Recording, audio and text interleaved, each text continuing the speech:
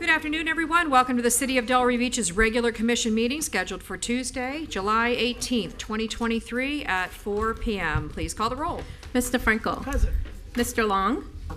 Present. Ms. Burns. Here. Mayor Petrolia. Here. Motion to bring in Kiwi Ryan. I need a second. Second. Thank you. Call the roll, please. Mr. Long. Yes. Ms. Burns. Yes. Mayor Petrolia. Yes. Mr. Frankel. Yes. All right, please stand for the pledge.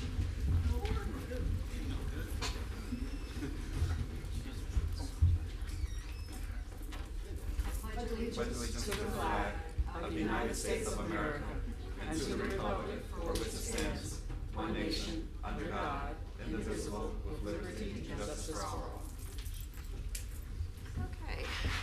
Agenda approval, any changes, additions, subtractions, concerns? If not, Motion to approve. Second. call the roll, please. Mr. Boylston. Yes. Ms. Burns. Yes. Mayor Petrolia. Yes. Mr. Frankel. Yes. Mr. Long. Yes. No presentations. Moving on to comments and inquiries. Mr. Moore?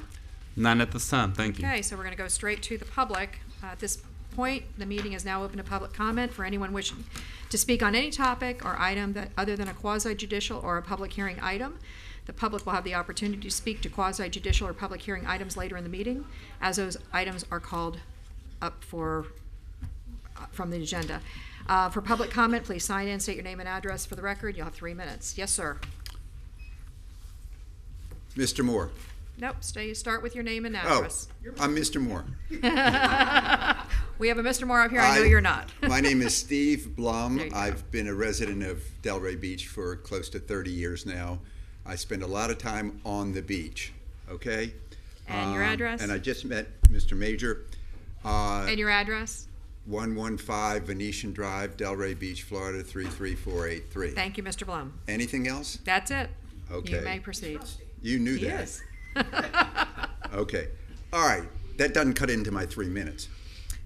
Anyway, Proceed. Mr. Major, Mr. Moore, before you got here, we had a tussle in the city over dogs on the beach. People wanted a dog beach. And it was resoundingly defeated. No dogs on the beach. Unfortunately, what Adam alluded to a couple minutes ago is the lack of enforcement from the police, from the volunteers, from the lifeguards. We don't have any enforcement. And to tell you the truth, if you put events on the beach and you say, well, we're doing this, and if they don't do this, we're going to just yank their contract. It doesn't work. This city does not have enforcement on the beach. It just doesn't. And we're fortunate. We're, a blue beach or whatever you call it. I'm very proud of our beach. Unfortunately, there's another name for our beach creeping up. And I'm hearing it more and more and more. And that's called Shit Beach. And that's what it's about. People are coming up to me, saying, it's Shit Beach now. And that's the way it is. I see people going down to the beach every single day, and they're taking their dogs, and their dogs are drinking the water and then have diarrhea and then poop and piss all over the beach, and nobody does anything. You can write all the rules you want about, well, dogs aren't allowed on the beach, and there's a $250 fine. But your department does nothing about it. I don't know whether it's because of you or because of something else, but the police don't do anything about it. The city doesn't do anything about it, and it's exponentially growing. It's Shit Beach, Shit Beach, Shit Beach. Okay? All right? You got the message? That's what it's all about. So, what I'd like to know from Mr. Moore, from Mr. Major, what is going to be done about this? Because if it gets really bad, people are going to stop coming to our beach. They really are. They're going to find a reason not to come to our beach. Thank you, Mr. Blum. Thank you, Shelley Petrolia. Anyone else? Yes. Oh, come on up. Don't be shy. Marjorie Waldo, 316 Northwest 2nd Street in Delray, and the CEO of Arts Garage, and I come bearing presents.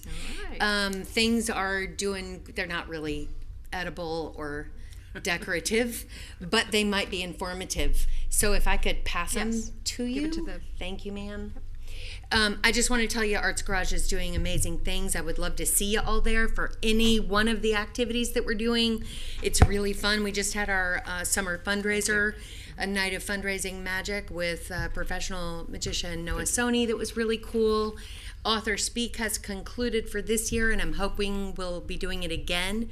We have a theater series that I don't know if it's been updated in the program yet, but one of the pieces is called A Mile in My Shoes, and it's focusing on homelessness and is in collaboration with Ezra Craig and the Delray Beach Homelessness Initiative.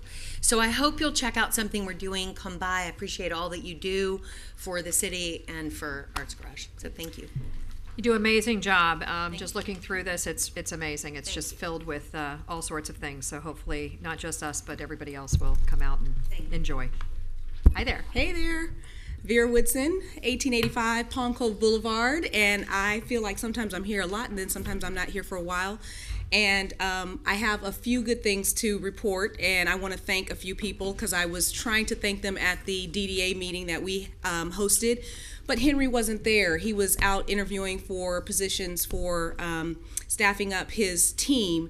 And I've had to call Henry on a couple of occasions for things that have happened. One was at the beach. There was a mishap in the temporary bathrooms that needed to be taken care of. Johnny on the spot. They were there. They cleaned them. They took care of it.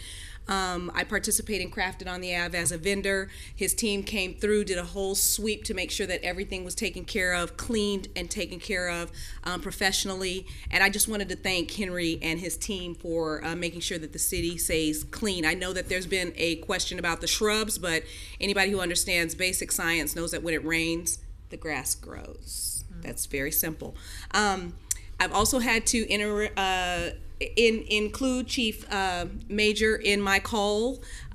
We had some unsavory behavior that was happening on the other side of 95, and he responded and took care of that and followed up with me and said that I was deputized because I was the one that found out and did the investigation, and so I'm officially a deputy of the police force. And lastly, I want to thank all of you for the appointments that you made to the Downtown Development Authority. We have a very lively group that has started. They came in with a lot of vigor, let's say, and a lot of things that they wanted to cover and find out about. And hopefully, once they understand the system of the DDA, they'll be well informed about things that go on and what we do and how we perform. We are also having a workshop that's coming up, and hopefully you all will be able to attend so that we can start planning our future goal setting as to what the DDA will look like going forward in terms of how we support our citizens and make sure that we utilize the resources to the best of our benefit and ability. So thank you all very much for listening. I want to thank again Chief Major as well as Henry and his team, and indirectly then Mr. Moore for his leadership. So thank you all very much. I appreciate you, and have a great day. Thank you. Anyone else? Yes, sir. George Long, 46 North Swinton. Since we're not busy, I'll take this moment to share some of my observations as an impartial observer of government, municipal government in action, urban ethnologist, and student of municipal configuration. Concerning the board particularly, I'd like to, anybody who wants to anytime can take this for a compliment, but a lot of times when we're having a discussion up here, we'll have a majority of people just jumping right on something, saying, yeah, good idea, and then we'll have a party pooper. And I like the party pooper, because if you have somebody who's dissenting, at a minimum, they are at least pointing out some of the future consequences or something and making you look at it. So continue, whoever does that. And also, very briefly, with the elections coming up, would you all please give me a break on some of the stupid ads? Particularly one of them that's just really as bad. It has, somebody's always chosen as the tiebreaker. There is no tiebreaker. The tiebreaker is when you guys tie and they call somebody outside of the commission. That's a tiebreaker, right? That's how it's done in government. And then also, there is no single deciding vote. Somebody always gets their finger pointed at them as, oh, they were the deciding vote. They were the critical tiebreaker. No. There's at least 3 people. They just happen to be the last one chosen. And I'm done for my rant for this evening. I just want to take care of those things. Thank you. That's the voice of reason for you. Thank you, sir. Anyone else? No? Going once, twice? Public comment closed. Moving on to consent agenda. Motion to approve. Second. Call the roll, please. Ms. Burns? Yes. Mayor Petrolia? Yes. Mr. Frankel? Yes. Mr. Long? Yes. Mr. Boylston? All right, moving on to 7A, resolution number 114-23. This is a quasi-judicial, and I believe, is this the only one, or we have one more? I think it's the only one, right? Correct. Okay, so there's just one quasi-judicial hearing, and I'm going to read the quasi-judicial rules into the record.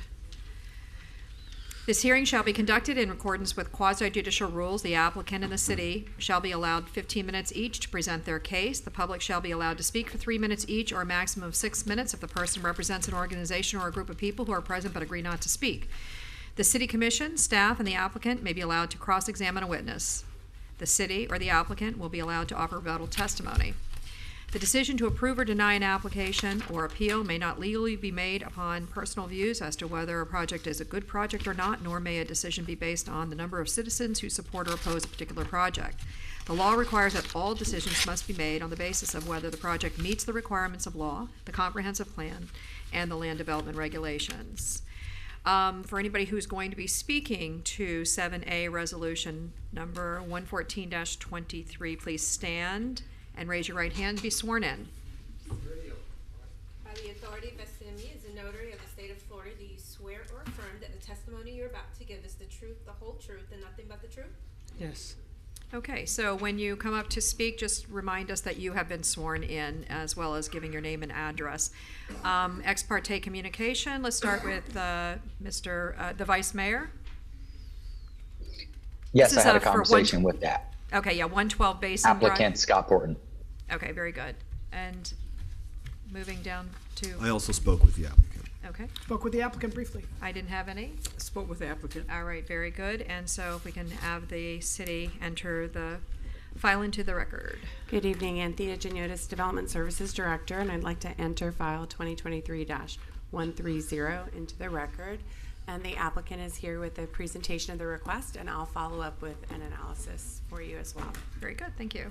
You got the floor. Hi, my name is Akbar. I'm the contractor for both Lifts and Doctors South Florida. We are requesting of variance for the exemption for the boat lift installation to be beyond 20 feet from the setback for the wet face. And the reason for that is due to the depth of the water, it's very shallow where the resident lives. In order to install the lift had to be deep enough, and we also like to be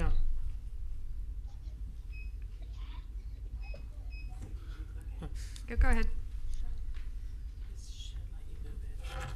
Okay. We like to be the boat lift to be parallel to the dock, so it tends to be right where the finger pier is. He has already in place an existing pier. There are approximately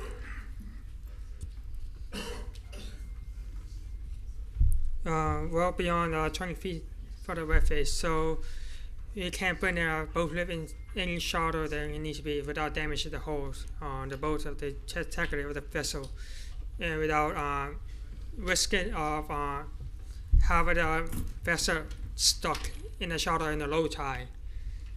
As you can see, we have a hydraulic survey that shows that where the finger pier is itself is roughly about 1 to 2 feet deep, and the lift itself is about a foot deep, and the vessel tends to be about 2 feet in the depth of the water, where the boat typically moors, so you have to have 2 feet underneath the water.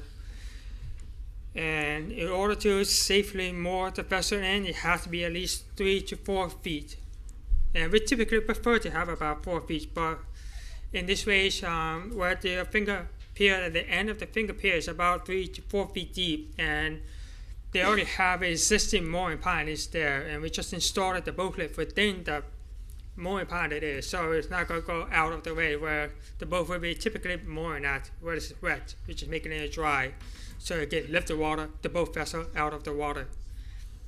As for to safeguard the vessel for any weathers, tides, or debris, it also wakes when the boat comes by, so it doesn't damage the boat. As you can see, due where his house is a little pushed inward to where there's a shallow area, and the other houses, his east side is further out. So where the boat lift will be installed, it actually lines up to all the other vessel docks and boats on his east side. So that's why his finger piers is already extended now to the previous construction by a different company. And he just want to add a boat lift. It should be a line parallel, streamlessly to the other property. As you can see, his finger pier is on where the press is standing, and his east side neighbors is actually lined up parallel, so it doesn't conflict with any navigation issue. That's pretty much it. Okay. Okay. Thank you.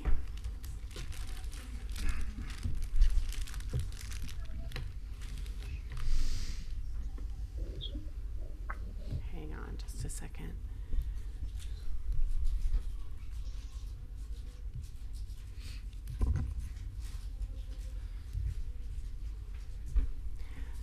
Okay, we haven't seen a lot of these before, so I'm going to try to go over briefly why this is before you and sort of how we manage docks and boat lifts and other things. So the request is to approve a boat lift that in the upright position is 39 feet 2 inches from the seawall, whereas the code allows 20 feet.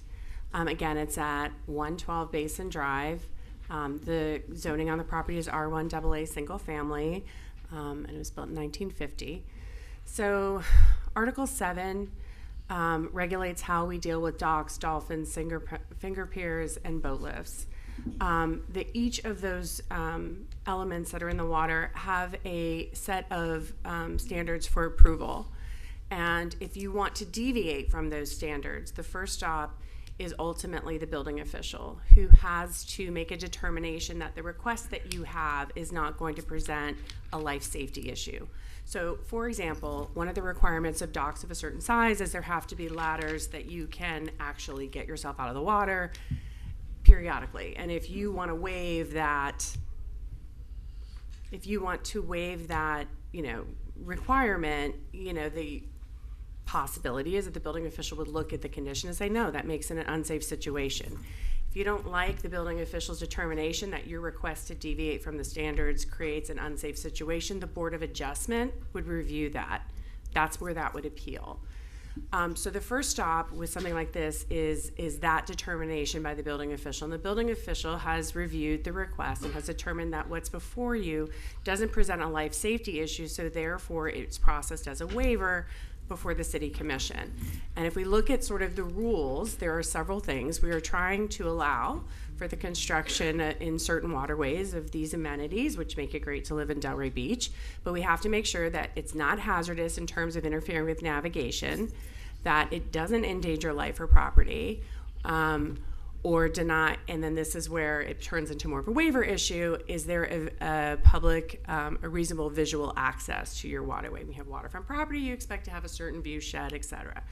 So at this point, there's a letter in the backup that's a determination by the building official that states what's before you is not a life safety issue, it's more of an LDR issue.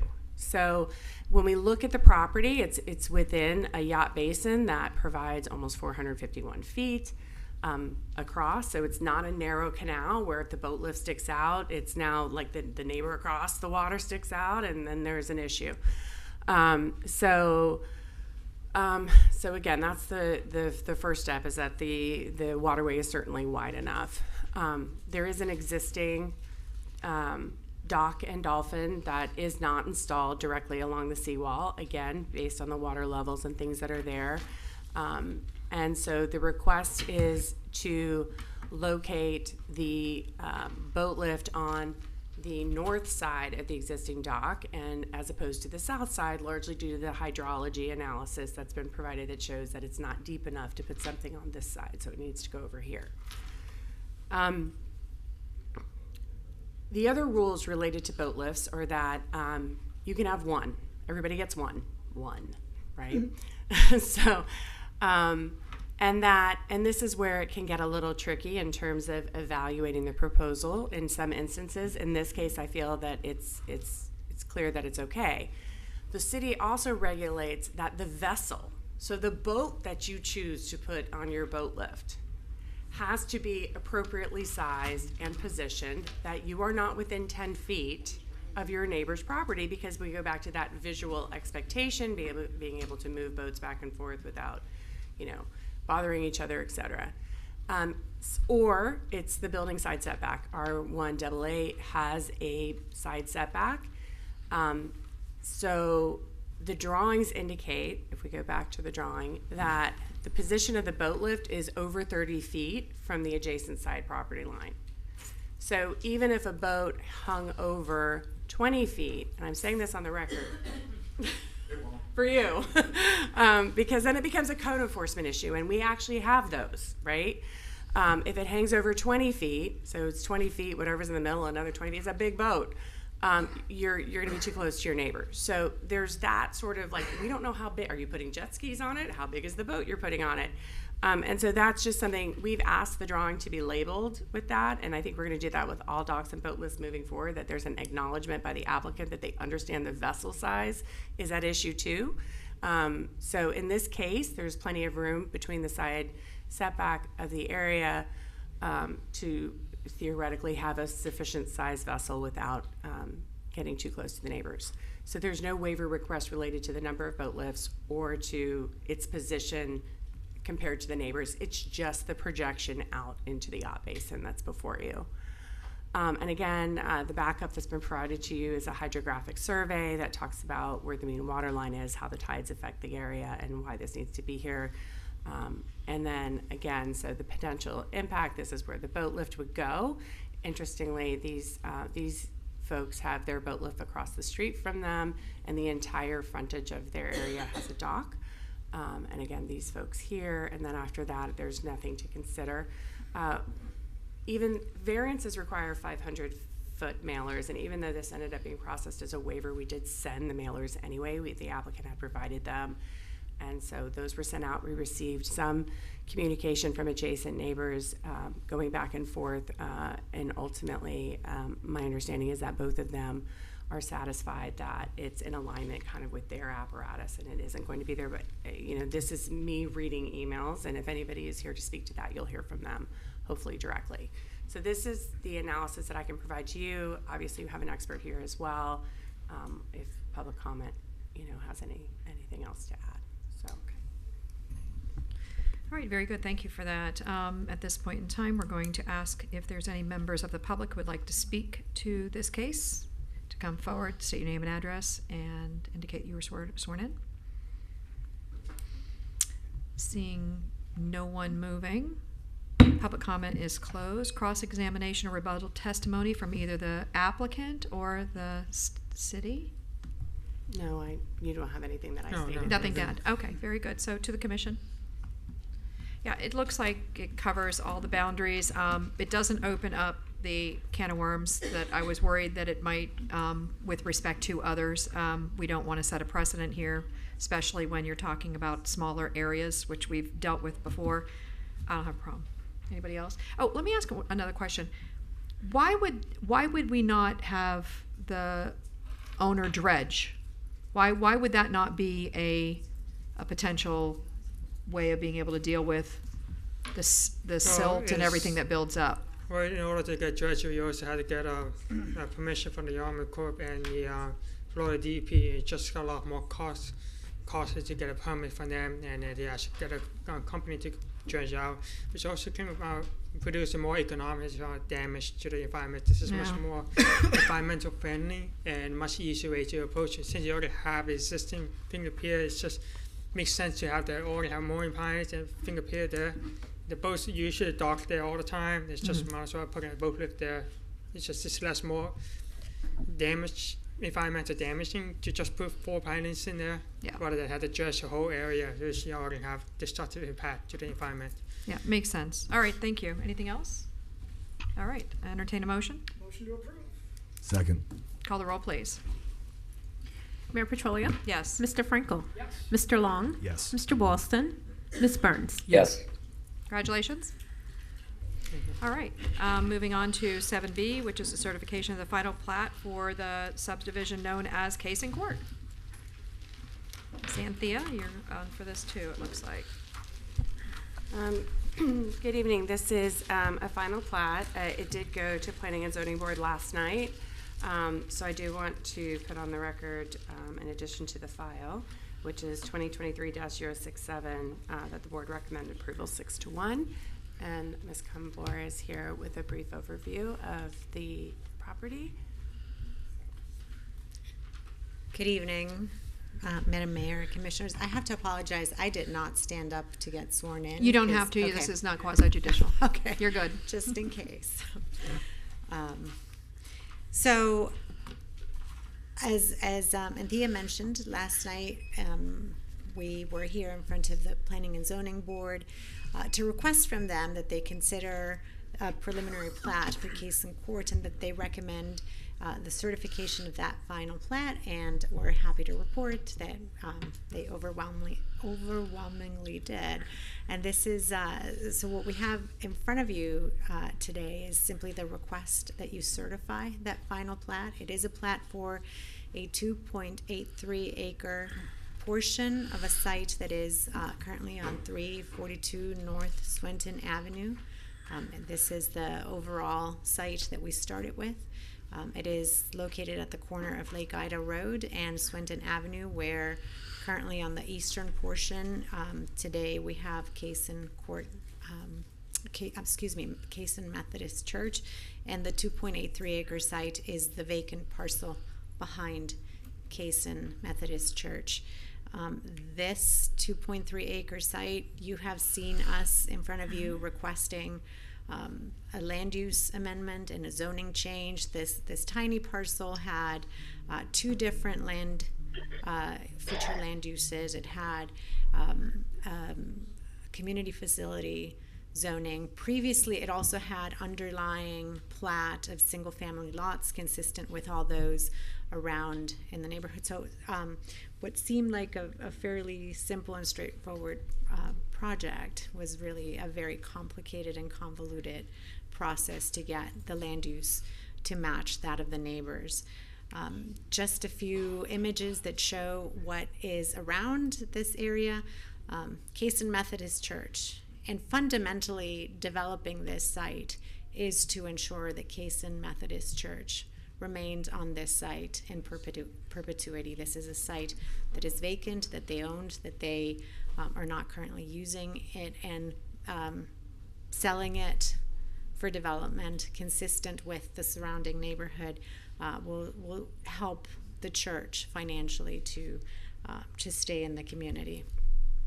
A view from Lake Ida Road. You see, I think this for sale signs probably are still up there. The site was for sale for about 3 years. There were multiple offers for the site, but the church chose to work with Azure Development because they were the only applicant that was committed to proposing a development that was consistent with the building types that exist in the area. You can see the alley, that is the curb cut that exists there today. To the right, you see a single family home on Lake Ida.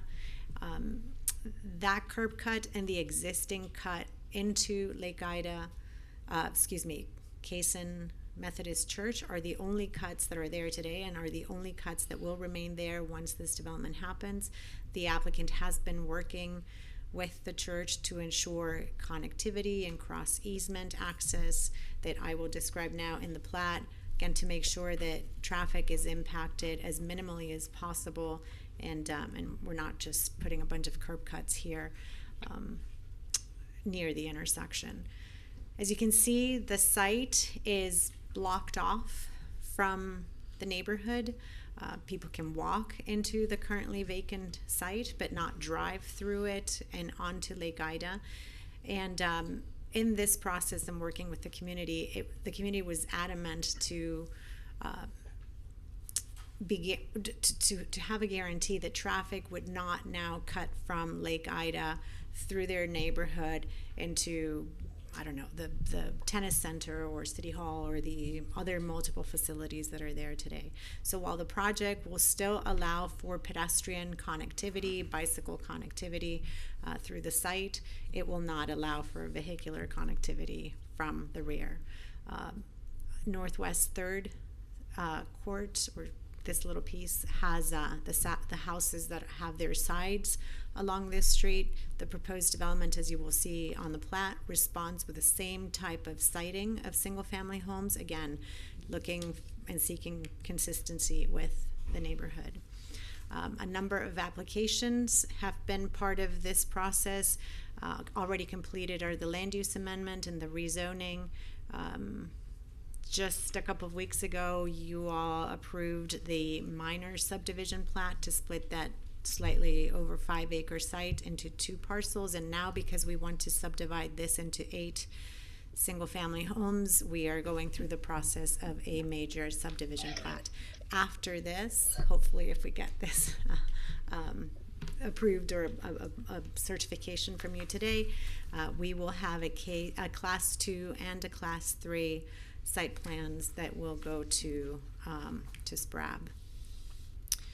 I'm going to zoom in to this so that we can see a little bit clearer what is being proposed in this plat. As I mentioned, the plat is proposing 8 single-family homes, single-family lots, not homes, forgive me. All of the lots meet or exceed LDR requirements as far as size, width, and depth. The plat shows that there will be 4 different easements for sidewalks and utilities that are going to flank each set of 4 lots. The internal ones, the ones that you see next to that track B, which will, the track B or C or D, I can't see the D, I think it is from here, forgive me. Those are going to be sidewalks. We'll have some utilities, and the external ones will be for utilities. In the plat, there is tract A. Again, going through this process, we discovered that Palm Beach County's idea for Lake Ida Road is that one day it should be widened to 110 feet. So there's a requirement that any project coming through leave a 15-foot right-of-way dedicated to a potential road widening. Let me just be clear that I guess east of Swinton, the road is 50 feet, and west of us, it's fully developed. But we're still leaving that 15-foot dedication, and it will be beautifully landscaped. Tract B in your plat shows an additional 2-foot right-of-way dedication. The alley is currently 16 feet. There's a requirement that as development occurs, adjacent property owners dedicate 2 feet so that eventually your alleys end up with a 20-foot width. And so as we develop, we are providing that dedication. The alley and this portion is now going to be 18 feet wide. Tract C depicts an internal private street. This private street will accommodate additional parking for visitors and or residents, and access to the future single-family homes in this area that will be built in the individual lots. Now, each of the individual lots, each of the houses will be reviewed at building permit, right? Because we're creating fee simple lots. But our hope is to propose homes that will have rear access for garages that will be accessed off of the alley, as well as accessed off of a cross easement agreement between the church and the plat. And in addition, we have this internal loop for access to the front of the homes and visitor access. The final tract is Tract D. It is a tract for dry retention and passive recreation. Again, we have worked with the church, and there is not only connectivity between both parcels, but this parcel will hold the stormwater requirements for the church site. We are consolidating all the stormwater needs into a much more efficient central space, and that is going to be held in this site. There are a couple of other easement and agreements that are going to be recorded together with this plat that will memorialize these cross-access easements and the stormwater. This is the final easement that will permit the cross-access, where the church today has some parking in the rear. That will allow for parking on one side and access to the rear of these homes or the garages of these homes on the other side. The applicant has worked extensively with the community, and as a result of that, not only will this side of the even though we're not talking master plan today, we're just talking plat, but this side of the development will not be walled off. There's a small community green there, and there will be a sidewalk. So, is that my time? Okay. Consistent with your comprehensive plan, your staff will go through all of that, and again, our request is the certification of this final plat. Thank you.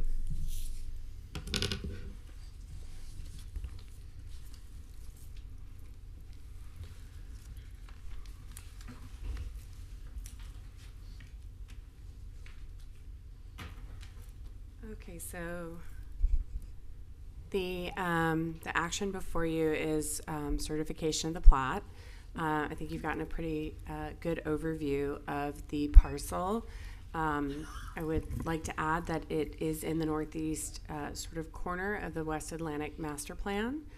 And so there's a long history. A lot of it's very small. I'll focus on the part after 1968, which is when the main church was constructed. In June of this year, the land use and the rezoning requests were approved, and then a minor subdivision dividing the church parcel from the parcel proposed for redevelopment was approved in July. And so now this is before you is a plat that actually just follows that zoning. This is not part of a PRD like other applications that are required to have a master development plan with them. However, because there are common areas, eventually the SPRAB is going to look at the design of those, the landscaping, other things, and that once that action is completed following the plat, it would appear before you as an appealable. So again, as frequently happens, if you are redeveloping adjacent to an alley, typically that is when we take the 2 feet to expand the right-of-way. The applicant will be improving the alley at the same time. It's also in our schedule as we continue to move through and improve alleys, and so it's just, I think, an issue of who gets there first. But so these lots will have vehicular rear access utilizing the existing alley, which is common in the eastern neighborhoods. These lots will utilize a shared access agreement so that we're not duplicating asphalt for vehicular circulation between the parcels, and those have been accomplished through cross-access agreements between the church and the party that they have sold the property to, or they will sell the property to. Again, they are sharing access off of Lake Ida, so they're not introducing another curb cut. This provides the circulation in the front of the buildings. Again, garage access comes off of the rear, and I think you've gotten a pretty good overview of that, so I don't want to belabor the point. In the zoning district, lots are required to be a minimum of 7,500 square feet, and this is met on every lot. And again, the lot width is required to be 60 feet. All of the lots exceed the minimum width. The corner lot meets the 80 feet in width required, and lots are required to be 100 feet deep, and they are 120. So they are well within the parameters of what's required to plat that land with that zoning.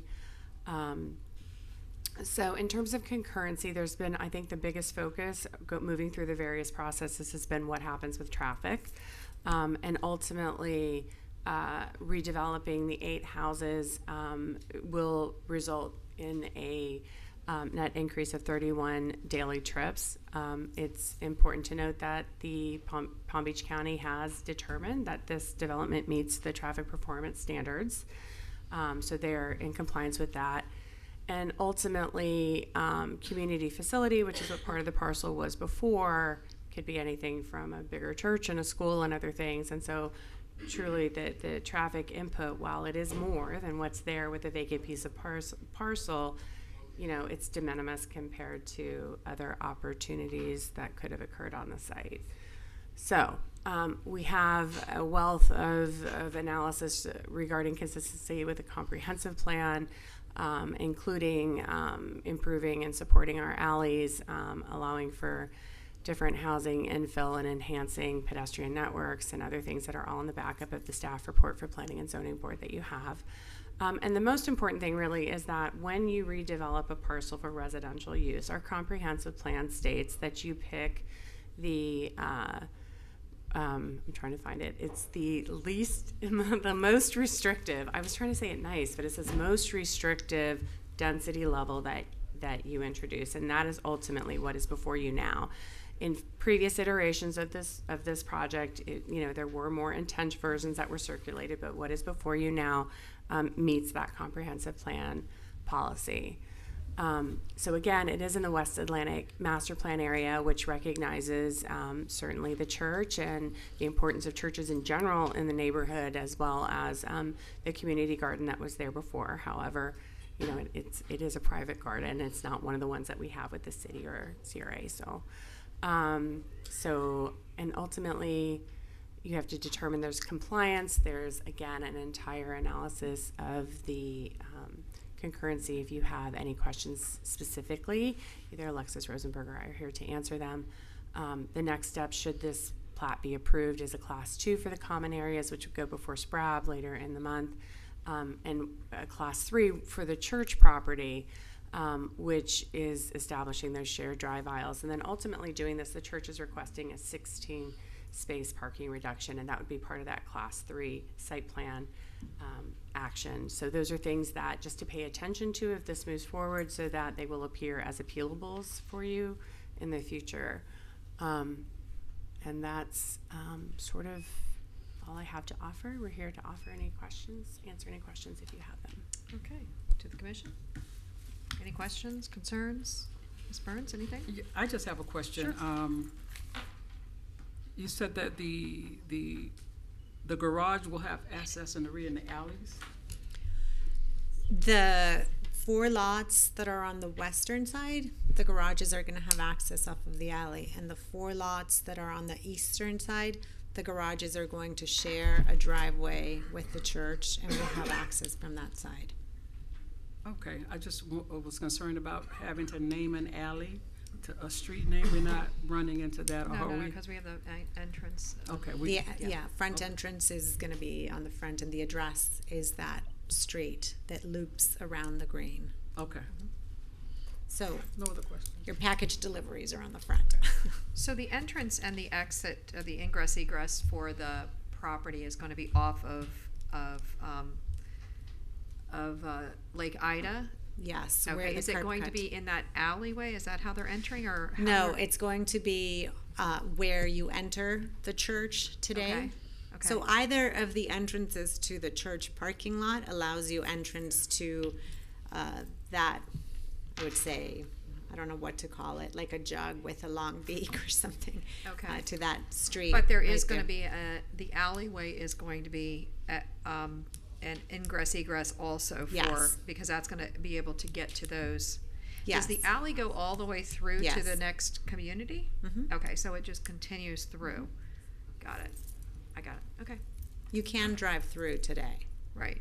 I mean, will it be driven through in the future when Yes. this is finished? Okay. Which you're asking about the western alley? Yes. Yes, ma'am. Anything else? Okay. Entertain a motion. The Oh, the I'm only sorry. thing I had, Mayor, and I Oh, just I'm sorry, Vice Mayor. Yes. I just wanted to mention it,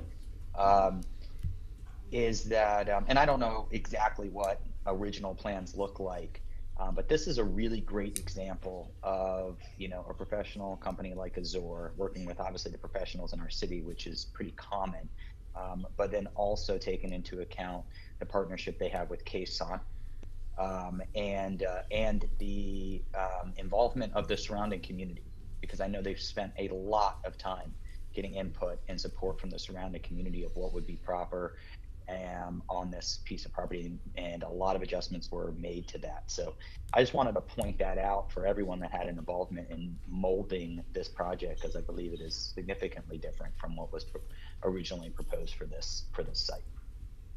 Very good. Thank you, Vice Mayor. Entertain a motion. Motion? So moved. Second. Okay. Call the roll, please. Mr. Frankel? Yes. Mr. Long? Yes. Mr. Boylston? Yes. Ms. Burns? Yes. Mayor Petrolia? Didn't agree with the zoning, but yes to this. Good luck. Thank you. You got it. All right, moving on to 7C, and this is with Missy Barletto, I believe, is going to do the presentation for the Seaboard Airline Railway Station renovations. Mayor, this is typically on consent. I don't know if somebody maybe requested a presentation, but I mean, Missy's here for questions. If Yeah, I don't, Right, it's just an increase in the spending approval, and I believe it's understand. already been budgeted. yep.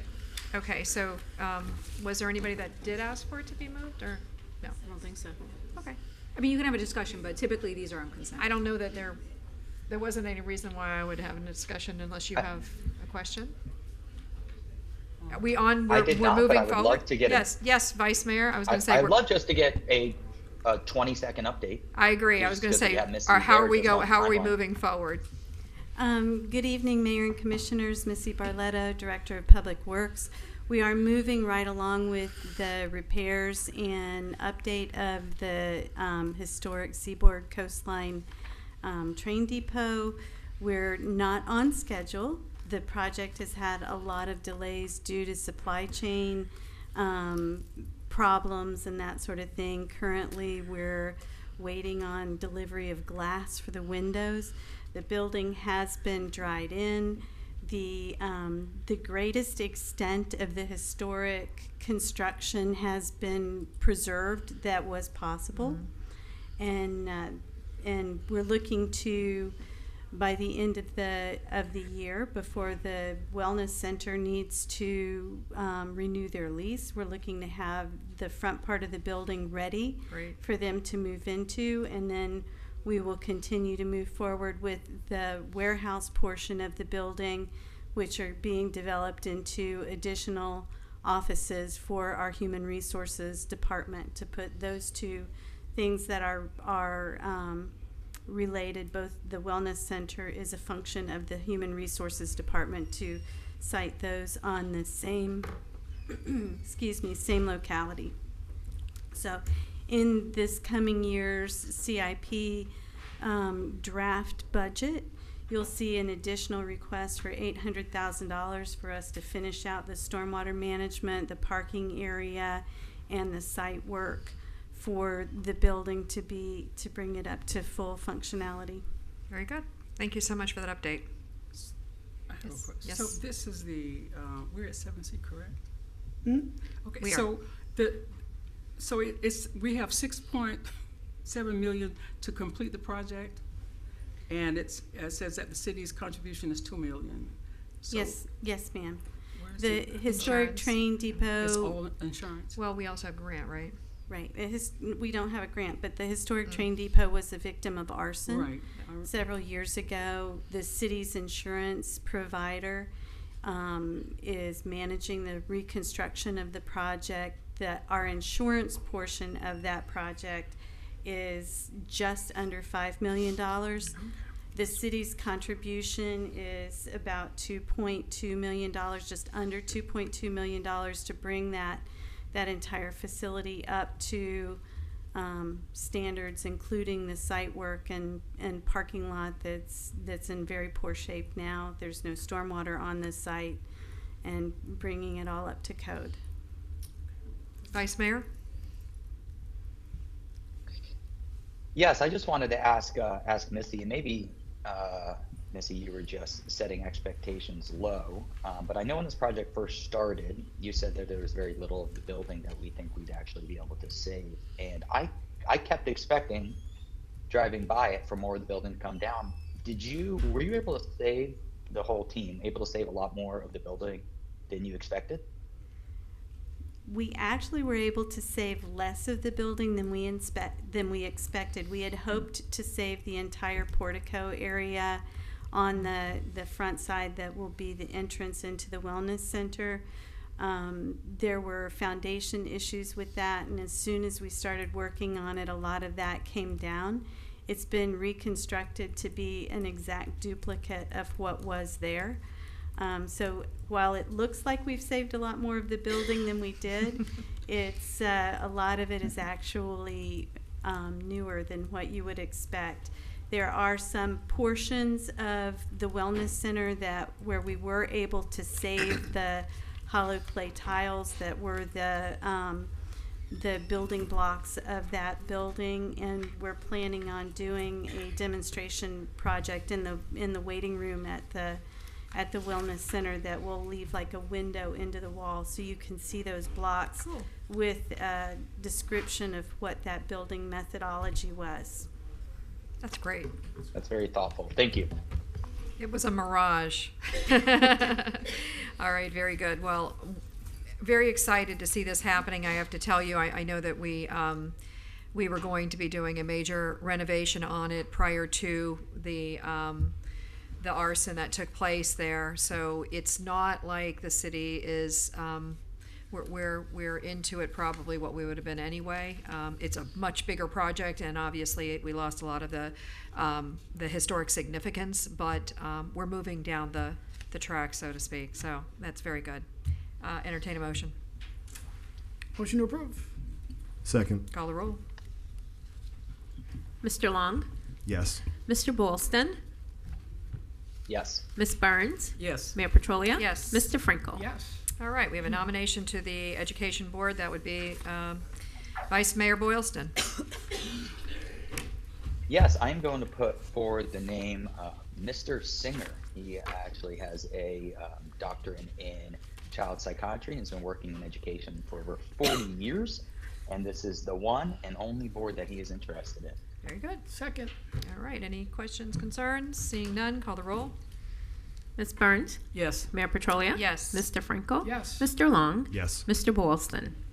All right, we're going to move on to the discussion of the Police Advisory Board, Kids and Cops Committee. Ms. Jelen. As you may know, we had appointments to the Police Advisory Board that we had requested to be deferred until today. Pending your direction today, we'll either move forward with those appointments or what Chief Major and I are proposing are changes to the code. The Police Advisory Board is a pretty large board. It's 11 appointed individuals and 2 students. So, typically our boards are 7 people. And after reviewing the duties in the code, Chief Major would like to, and he can tell you a little bit more since he has more involvement with the board, but he would like to define those duties a little bit better so that the work that the board actually does is more meaningful and helpful to the city and to the police department. As far as the Kids and Cops, we were going to seek direction from the commission to potentially remove that as a board. Obviously we can always have volunteers to help staff with the execution of those duties, but actually having it as a board subjects the board to the sunshine law and meeting requirements, and it just makes the operational aspects of that board almost impossible sometimes, especially if they can't get a quorum. That board does a lot of work during the holidays, And it's really mostly staff-driven.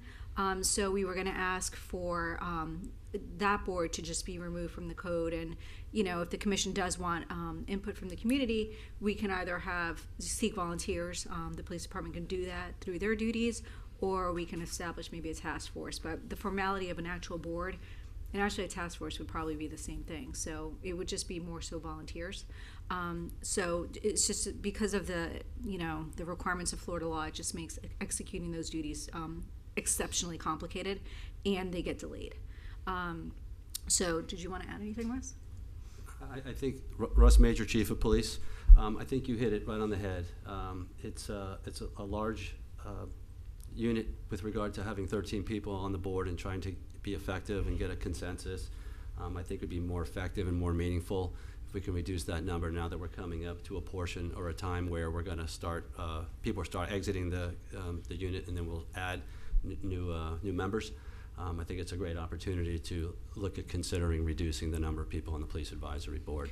So is it going to actually be a board, or you're saying no? Yes. No, it'll still be a board. We'll Okay. just lessen the membership numbers from 13 to potentially 7. Okay. And what we would do is just defer appointments until we Sure. bring that back before you, so that you can decide, you know, if you approve of the changes that we're suggesting. So there are members that are not coming off. Would there be 7 members that are remaining, and we would just roll those in and then continue to, change it out? Would that be? I think that would be fair. Agreed. So what we can do is we can maybe not reappoint now, keep whatever numbers we have through Let it attrit- through 2024, attrition. and then as attrition, we'll do staggered terms to make it Yeah, and I think effective. a great idea to, to sharpen up what the tasks and the duties are, so that it makes it more meaningful for those that are appearing before the board. I'm Agreed. good with it. So there's consensus? Yep. And Vice Mayor would like to speak? The only question I have is the 7 board members. Does that include the 2 students, or is it 5 and 2, or? We can take direction Are from the there no- commission. are- I are think that there- having students on that board is helpful from a different I think so, perspective. too. So we can do 5, adult members and 2 students if the commission wants it that way. Question about Well, that's what I was thinking, because that gives each one of us an appointment to the board, and then of course the 2 additional students. Well, I don't know if we're going to be doing appointments this round. We'll see what the termination dates are for the I existing meant members. this in the future. We do have some board members whose terms don't expire until 2024, and so if we wanted to allow them to just complete their terms and potentially start a new staggering of appointments at the next go-round, we can do that, whatever the commission's pleasure is. Yes, sir. Thank you. Chief, for Lynn, wasn't there an attendance problem with the student Yes. members? Yes. Yes. That's the only, concern I would have, but whatever you think is best, I'm fine with. I'm wondering if maybe you could do the students not as a Voting, full-on. more advisory. Exactly. We And could do that that, way, just for, if you need a quorum. So it Agreed. doesn't hold that up. right, that's what I was thinking. Right, non-voting members, I don't know if you can take them into account for a quorum, but. Well, think about how Sure. you can make that work so that we're not relying on students to make a quorum, because it seemed to be the problem in the past. Correct. And especially if we're shrinking it. Right. Yeah, that's Understood. gonna be even more important. Yes, Ms. Burns? So are there 2 boards, Kids and Cops? Is that a separate board? They're or 2 that's separate part boards. of it? So kids and cops, typically, they assist the police department with events, usually in the Christmas time, the donations for the gifts and the shopping, I believe it's at Target. So that board has very specific duties, but because that's more operational, staff is of the opinion that should be just tasked to members of the police department, and if they seek volunteers, they have the ability to do that without the formality of a board. Okay, so eliminating that board and continuing, okay. And continuing with the police advisory board, just a smaller police advisory board light, we can call it. All right. Anything else? Seeing nothing, do you need a vote on that, or is it just a No, direction? so anybody who's applied to the police advisory board, we're probably going to disregard those applications at this point. They can always apply for next year, and then we'll be bringing forth an ordinance in the next few weeks. Very good. Thank you. All right, moving on to public hearings. 8A, ordinance number 19-23. There's 3 of them, and we've got them all as They're second. all public hearings, yes. Second readings. An ordinance of the City Commission of the City of Delray Beach, Florida, amending the Code of Ordinances, Title 7, Traffic Code, Chapter 71, Parking Regulations, Subchapter Parking Regulations, Section 71.017, Stopping, Standing, or Parking Prohibited in Specified Areas, to prohibit a vehicle from stopping, standing, or parking on the swale area, providing a conflicts clause, providing a severability clause, authority to codify, and providing an effective date. This is second reading. All right, good afternoon, Patrick Figuerella, City Engineer. This is a resolution to change the ordinance on parking in the right-of-way on swales. So this is ordinance 1923. It is going to pass to amend Chapter 71 Parking Regulations. This is a one-sentence ordinance change. It would add a sentence that would prohibit parking on a swale, which would be defined as the area between the edge of pavement and the sidewalk or right-of-way line. A little background on this request. A lot of phone calls have come in from people who've had the area in front of their property damaged by people parking on their swales.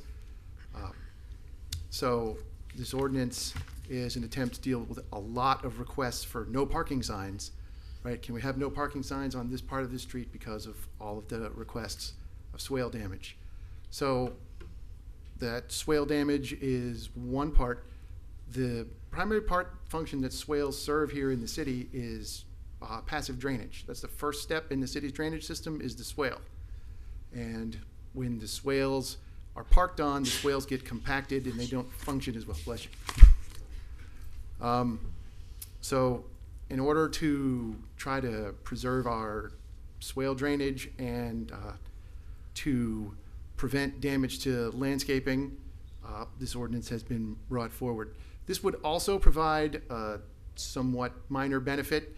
All of the, or not all, but a majority of the no parking signs that were not put up for very specific reasons, like, roadway narrow or such, but general no parking signs would no longer need to be put up.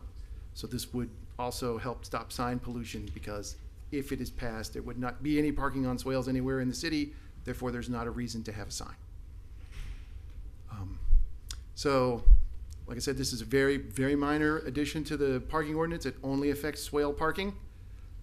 It does not affect anybody's ability to park on the street. Street parking is a slightly different part of the code. That's Chapter 71.025, which is obstruction. And the way the code is written, as long as there is 12 feet of width left in the pavement for vehicles to go by, it is okay to park on the street. That's our current code. So this swale ordinance is not going to impact anybody's ability to park on the street, just in the swale. Just a little bit of graphic for the benefit of everybody who might not be familiar with the term swale. This is a swale. It's simply the area between the sidewalk and the edge of pavement.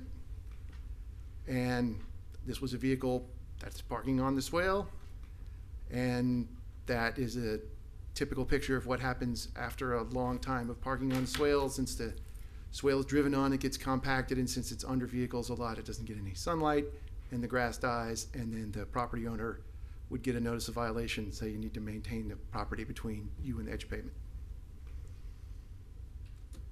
So, like I said, really, really simple one-sentence change.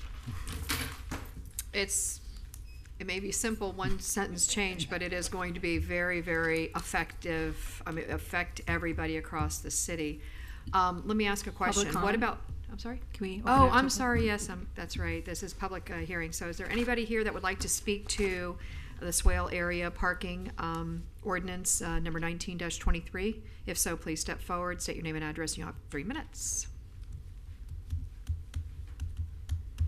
Seeing no one, public comment is closed. Sorry about that. Didn't mean to jump in. I'm going to ask a question about commercial properties. Sure. They have swales too? Very occasionally. Most of the swales are in residential neighborhoods. Commercial properties, some of them out west do have swales. Anybody in the downtown district, we have curb and gutters there, so there's not swales. However, it is possible to have swales out west, and if you have commercial property, and you will not be able to park in a swale if this does pass. Okay, so a swale is only if there is a sidewalk? No, there can be a swale without a sidewalk. A swale is simply the area, if there's no sidewalk, That's why the definition mentions between the property line and the edge of pavement. Okay, so it would have to be like a right-of-way? Yes, swale Okay. is the city's right-of-way. Okay, so most properties have right-of-ways in front of them. So Most that of would them mean do. most properties are going to have swales. Okay. Most of the properties outside the downtown do, yes. Yeah. I'm just going to tell you, I've been focused on this because of the fact that I knew this was coming. And there are so many businesses and residents that they have no other place to park. That's where they're parking. There is not going to be enough room on the street to park all these cars. So we're going to end up with, I think, a real issue. I don't think that this has been looked at deep enough to understand what we're actually doing. The ripple effect is going to be severe. I understand about compact, the importance of, passive drainage, all of that. We've been parking on swales since as long as I've been living here, which is in my entire life. My parents have lived here their entire life, parking on swales. I understand that we have less permeable landscape, but that's not because of the swales, it's because we're basically allowing development to just continue. And I'm not sure that this is an answer that is going to be well received. And if this is citywide, I don't know how we're going to enforce this. That's another question. We have enforcement issues that we've talked about up here.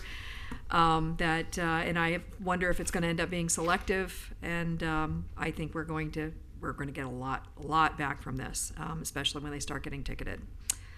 I can't support it at this point in time. I don't even think that most people understand that they've got a swale. I don't think that the education is out there yet to really help people to understand what we're talking about and why we're talking about it. And by the way, if somebody's parking on one side of that narrower street, ain't nobody gonna be parking on the other side, because guess what? And then how do you determine who parked there first and who's blocking the way? These are questions that aren't answered yet, and we're moving forward with something that I think hasn't been really fully thought out. I can't support it at this point in time, but I'll listen to what my colleagues say. Vice Mayor. Yeah, you bring up a really good point, Mayor, and it has me kind of questioning as well. I'm guessing the goal behind making this one sentence change was to protect residents' swales and our swales from individuals parking there that were not permitted. But what it could also do is, if you had an event at your home and wanted a few of your family members for a short time period to park on your swale during a birthday party or event, that they would be ticketed as well, correct? Mm-hmm. Correct. Yeah, I think I'm with you, Mayor. I think I'd have to have more of that discussion, because I think although we are addressing, I know the issue in our city that we are trying to address with this, we might be opening up a can of worms, and we could very quickly hear from the residents that their own family members are getting ticketed by pulling into a swale area that they've always been able to pull into. Unless staff, you have a correction on that thinking. Okay. Commissioner Franklin? Sure. It's interesting, because I thought this was a no-brainer until I heard my two colleagues speak, because I'm thinking of the years of complaints from the beach property owners who were always upset by the people going to the beach and parking in their swales. But then you also drive down there and you see the work trucks that are parking there throughout the city. I mean, it happens. And the enforcement issue as well. I think I think the intent is good, but I don't know if it's overreaching. So I'm kind of on the fence. So I'll leave it to my other two colleagues here. Let's listen to hear what they have to say. Mr. Long? I don't think there's a perfect solution to this, right? There's an issue now, which is why we're going this direction. If we do it, may cause other issues. But if we already allow street parking, provided there's enough room, like in my neighborhood, for instance, people park in the swales currently because people have parties, but they could just park on the street and just maybe park slightly further away, further up the street, instead of jamming into the swale. So I just wonder how many people it is actually going to affect versus how many now are actually getting damaged swales and having dead grass.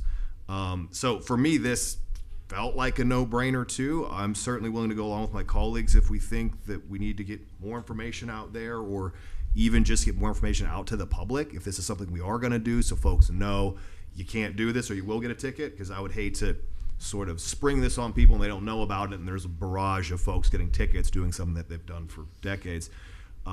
But I mean, frankly, I'm in favor of it, but I'll defer to my colleagues if we want to kind of pump the brakes and do a little more analysis. I drove down 12th, maybe it was 15th, I don't know. Which is the road that's closest to what's the road that goes by Catherine Strong? What street is that? 15th. Down by where the warehouses are. Absolutely every single swale is being parked by cars. That's business. The next street over, same difference. That's why I was asking, is this also going to affect commercial? Every single business, where are they going to park? There is no place to park over there. This is something that is going to affect, and if it doesn't affect them, then why would it be affecting only residential? You know, I think that if we've got an issue with swale parking, there's probably some other ways to deal with it, and if there is issues with, you know, I don't know how to deal with it, to tell you the truth. I mean, I'm just thinking out loud that if we've got swales that are looking so horrible, and that's what the real issue is, then maybe that's where you shouldn't be parking. But I think that to take this and broad brush stroke it, I just am telling you, this is really going to come back to us, and it's going to come back to us in a very negative way. Because if we do the enforcement on this, and I expect that if we're passing a policy, that's what we're going to be, our expectation is, the public is going to be outraged. They're going to be absolutely outraged because it's so severe.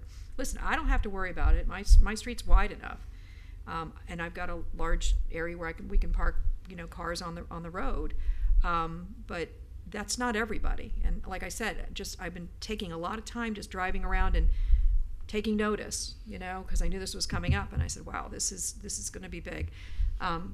Commissioner Burns, did you have anything I didn't? Same issue. I've been taking the drive around as well, and you know, as you said, all streets in Delray are not created equal, and there are not in the set parking on the street. People are parking in their swells, and I see it being more an issue that we're not done with this if this is approved. So I would not be supportive. I have a question.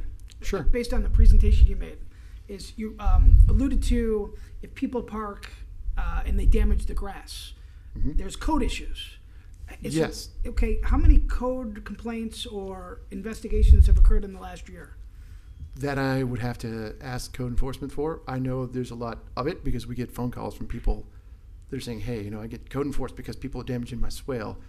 But that certainly information could be obtained from neighborhood and community services. I would also note that I've also done the driving around, and what you see is certainly I see all the same cars. What I don't see is people that actually park on the street. Right, so what this would do would be to take the vehicle that's parked on the grass and just put it right next to where it was parked, but on the road. But they're not parking that But way. they're not parking that way. They're They parking probably- in because there's too many cars, and they want to get off the street because it's dangerous to leave your car on the street because somebody's going to sideswipe it. In fact, that's what happened to a neighbor. I think one of the P&Z board members' cars was damaged on my street. Someone took the whole side off of on the way home. It was parked in the street, not in the swale, not in the driveway, but on the street. And so you are taking a greater risk. And everybody knows our insurance is as high as it is anywhere else in this country. So what you're trying to do is to figure out ways to protect the asset that you've got. So now we're worried about swales, but not about the cost that it's going to take to fix the cars that basically get sideswiped because we're telling everybody they got to park on the street. I can't do it. Just can't do it. Oh, Ryan, yes, sir. Yeah, I agree. I think to make this change, although it seems so minor with that one sentence, we would really need to roll something out to our entire city. It would have to be like a Save the Swales type communication. Agreed. Starting in January 1st, 2025, right? We will be starting to enforce this. I mean, you'd really have to give people time, and you'd also have to put something in place to Commissioner Burns' point. that on the streets where there isn't enough room for someone to do it across the street from you, you'd have to put something in place. And you've seen it in other cities where, like, Monday, Wednesday, Friday is this side of the street can park on the street, and the Tuesday, Thursday, Saturday this side of the street, because what you can't have is neighbors across the street from each other racing to be the one that can park a car, right? Because if two both park their cars in the street, you wouldn't be able to pass. So there's a lot to be thought out here, and it would take, and I think it's a great initiative. I think our city would be better for it. I just think it would take a long time. We'd really have to say, it'd have to be a campaign, it'd have to be education, it'd have to be communication, really get the community behind it and set a date in the future, far distant future, where we would actually be coming behind with any type of enforcement. So I think this needs to be baked a little bit longer. I agree. Entertain a motion if nobody else has any more comments. Do you want to postpone it, or you're just going to deny it? Okay. I would rather postpone it, frankly. I think that's what Vice Mayor Boylston was alluding to. But I mean, if we're going to really do a full-on, postponing it is just going to be too not so. I mean, if you wanted to do a campaign to inform the residents, you could change the effective date. You can make it effective a year from now to give staff the ability to inform and educate and do all of those things that you're talking about. So the effective date doesn't have to be effective immediately like we typically do. If you remember the panhandling ordinance, right? But we did something like that. It doesn't sound like there's a consensus for it, but I'm just giving you options. I would also say that, in the process, I think of starting to really look at this and hear from people. This may change. So to me, I think you bag it, you start to look at how you're going to go forward, and then you change it, because I'm not sure that this is a one size fits all. That's the problem. And so I think that, this one-liner isn't going to be what we're going to probably be looking at in the future. I think it's going to have to be something that's more modified. So to me, I just think that we should just say no to it and start and work on it from a different angle. If we're even going to work on it further, I mean, it would have to go through a lot of education. I mean, typically, if it gets denied, staff stops working on it until direction is given otherwise from the commission. You can see this both ways, because if I'm allowing my family members and friends to park on my swale, I'm typically not going to complain to the city because I know who's causing it. This really comes from the beachgoers who park on people's swale, and I think that there is a mechanism for that. I can see both sides. So then make it on the beach side. Let's just do it there. I mean, if that's really what this has been tipped off by, then let's just do it across the bridge. I think it might be more places than that, but I'm just using that as an example. We can put signs up. I mean, we've done that in certain areas where, especially close to the beach, we put the signs up, but then you have, sign pollution all over the city, and that's another issue. So there's a lot of issues. I think you can deny it and direct staff to maybe, read. And I think Patrick did look at other cities' ordinances. I thought I saw that in the backup. No? No, I didn't look at other cities' ordinances. We looked through other cities' neighborhoods to see what they looked like. So, I mean, you can direct staff to, bring something back at a future date after providing data to the commission and possible other ways to get the end result that we're seeking without, creating a huge problem in the city. And I would also say that we need to look at other cities' ordinances. Looking at other cities' swales, I mean, look at our medians in our other city to the south of us medians, night and day. We put a lot of money into those, but somehow there's a difference. You see it coming in. So, there is a difference in other areas as to how they take care of their properties, and maybe they do have a good swale ordinance that makes sense, but to do this broad brush stroke, I think it's too great. It's too great of an issue. Vice Mayor, I see your hand up again. Yep. I would like to make a motion to table this decision until staff can make a presentation in regards to rollout and communication, and then some more specifics in comparison to other ordinances in other cities, preferably before the end of the year. Second. Okay. Call the roll, please. Mayor Petrolia? Yes. Mr. Frankel? Yes. Mr. Long? Yes. Mr. Boylston? Yes. Ms. Burns. Yes. Okay, moving on to ordinance number 25-23. This is the setbacks for duplexes. An ordinance of the City Commission of the City of Delray Beach, Florida, amending the land development regulations of the Code of Ordinances of the City of Delray Beach by amending Chapter 4, zoning regulations, Article 4.3, district regulations, general provisions, Section 4.3.4, base district development standards, subsection K, development standards matrix hyphen residential zoning districts, to amend the required setbacks for duplex development in low-density residential RL and medium-density residential RM zoning districts, providing a conflicts clause, a severability clause, authority to codify, providing an effective date, and for other purposes, and this to a second reading. Good evening. So the actual edit to the LDR for this amendment is relatively simple. This was a commission discussion and directive a while ago, and we have a long list, and we tackle them as we can. And in this case, duplexes, the question that had come up and the issue that we're trying to address is the sort of overgrown building envelopes that, are causing some concern, I think, in the community and the single-family districts specifically. Certain districts allow duplexes. Duplexes have a lesser existing rear setback than other buildings in the same district, and that made sense when they were more small scale, 1 story. They were more affordable type. What we've seen is that they're coming in, and it's just like a 3-story townhome. It's just only 2 of them instead of 3 or 4 or 5. And so this issue was raised by the previous commission that maybe they should have the same rules as townhomes, multifamilies, as opposed to this sort of extra leeway when it was anticipated to be like allowing for a screened-in porch, or something like that. The intensity of what we're seeing in our single-family districts has been greater.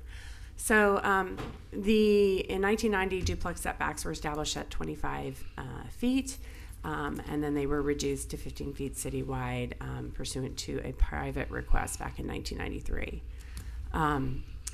So this is a table that's in the code. You don't have to study all of it, but basically this table provides all of the residential district setbacks, and the proposed amendment is really related to the medium density, which is our multifamily district, and to the RL district as well. And it's changing the rear setback to be consistent with other development types. I'm sorry, I didn't realize that was so small. My eyes are not young enough for that, so I'm going to open this as well. We did do some sort of analysis of what changes, and it's really just adopting the same multifamily setbacks. So if you were doing more than 2 units, these are the setbacks you would use. So if you're doing 2 units, these are the setbacks you need to use. And that's just because, again, the scale has increased dramatically in recent years in terms of what we see. Previously, the rear setback in the RL district for duplexes was 15 feet. This changes it to 25 feet. And in the RM district, the rear setback, again, was 25 feet. This changes it as well. Was 15 feet, it changes it to 25 feet. So it's a 10-foot increase, and then it applies to 3rd-story setbacks as well. So these are sort of the way that the scale will basically go down a little bit in terms of just building mass. To be clear, this does not affect that legal litmus test of reasonable use of the land. If you could do 2 units before, you can still do 2 units today.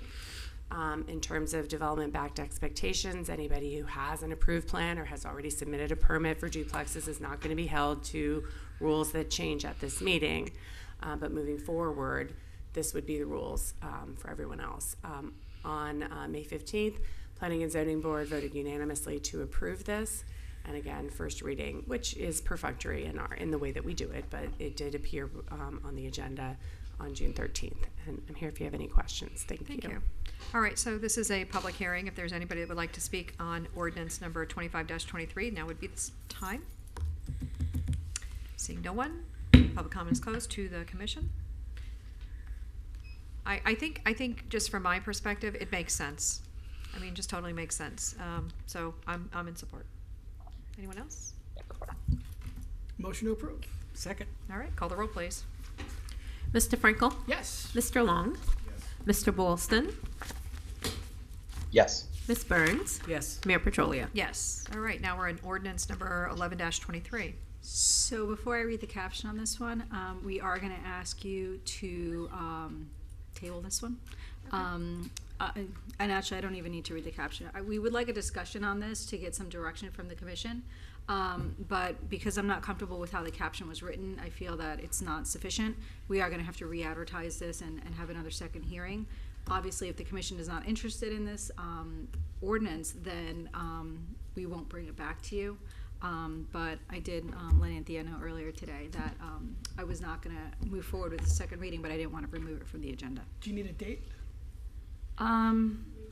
Well, we have to re-advertise it anyway, so we don't need a date. But Motion to table. No, well, can we Yeah, second? we gotta. Oh. But he's in a rush. Is there a second so we can have discussion? Yep. Second for discussion. Thank you. So, so we do need to get direction from you. This is a pretty big change in the city.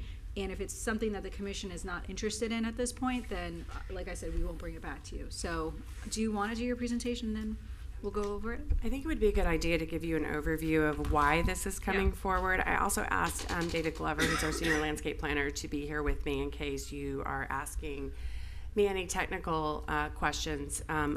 Basically, the reason the reason that we're bringing this forward to you today is that the code is silent on artificial turf. And if you've been anywhere, people are wanting to install artificial turf. And so we've had to handle requests through, largely interpretations by me, which is not ideal for me at any rate, moving forward. So, and a lot of our neighboring communities are in the same boat. We've actually been sharing ordinances kind of amongst each other to figure out how we're tackling this issue as it's become really popular. So the ordinance that we want to bring back to you once it went away again. Where did it go? Thanks. So that, hang on. I'm going to need, not that one, the artificial turf one, please. 8C. Thank you. Okay. So, all right. So again, it's not specifically defined in the LDR.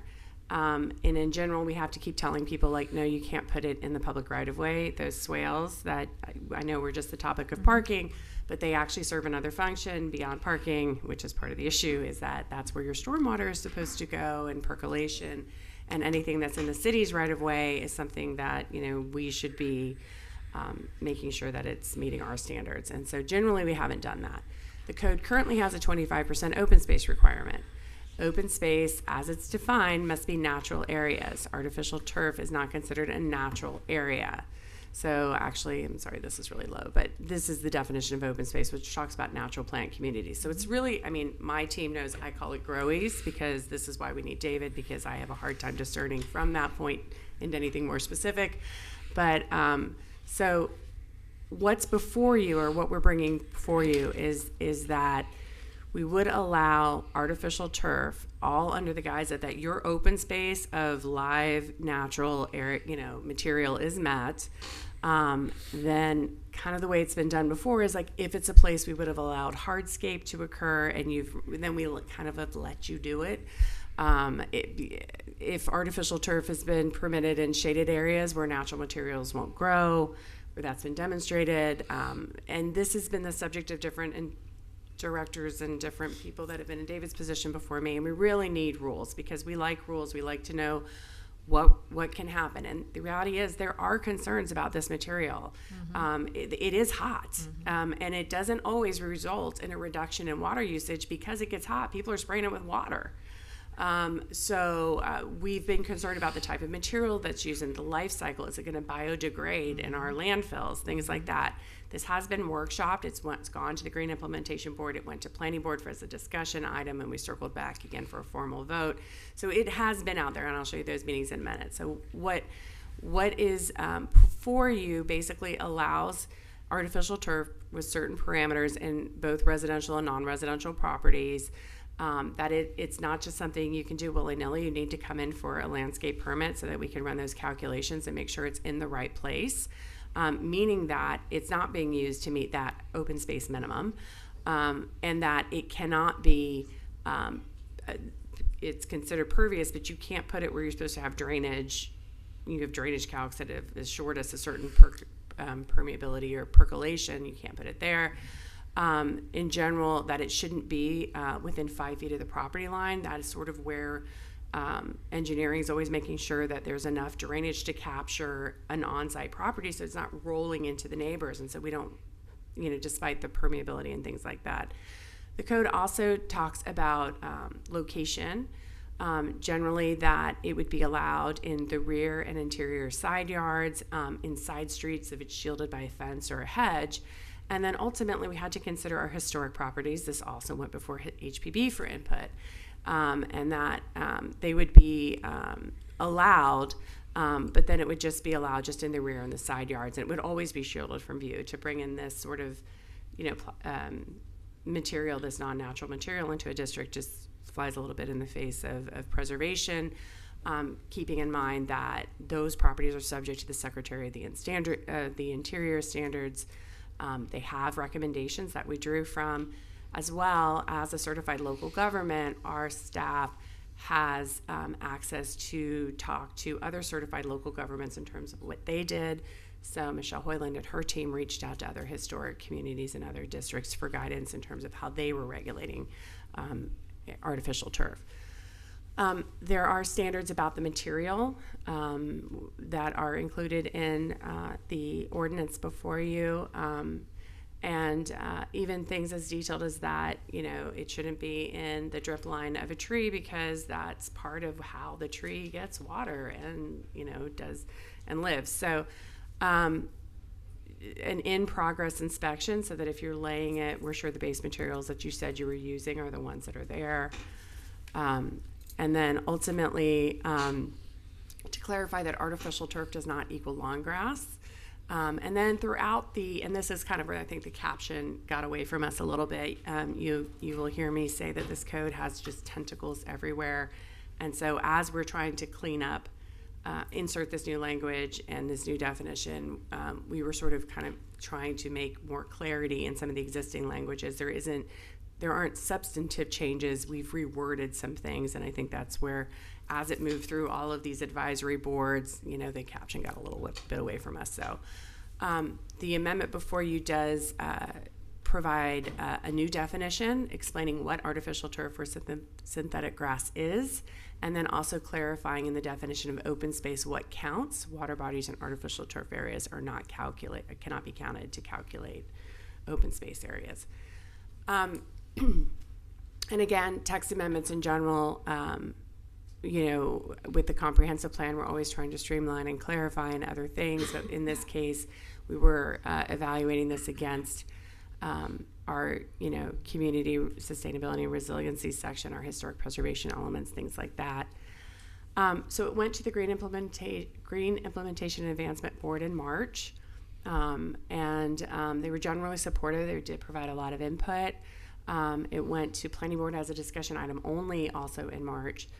Historic Preservation Board in April, and the recommendation was to allow it, and in the same location as non-historic. We just are not finding that's the application that we're seeing across the state. So I'd rather be more restrictive and then loosen the reins than try to walk it back if we're too permissive out of the gate. Planning Board voted unanimously to recommend approval in May. And again, this is first reading. We do need to bring it back to you.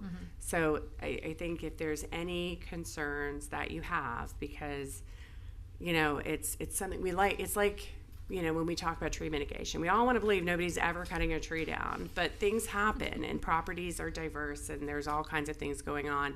And we are having increased demand for this material, and we just need the rules to know how to use it going forward. So do we open this up to public or no? No, we've just changed it as a discussion item. Okay, got it. I mean, it would be your call, but you don't need to.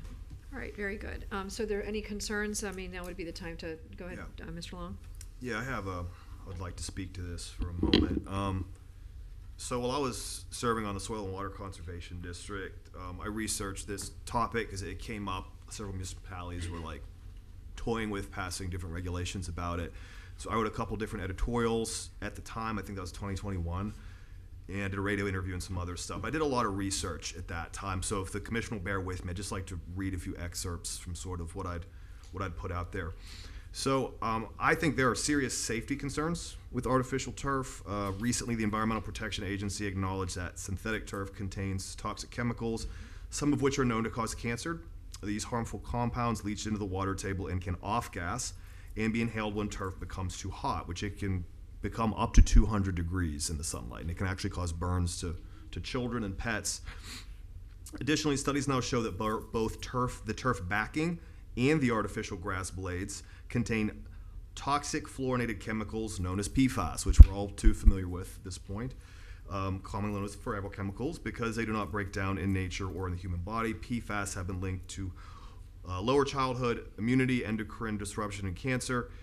There are also environmental concerns with turf. To prevent health risks, turf must be regularly treated with biocides, compounds designed to kill an even wider array of microorganisms than pesticides that end up in the groundwater.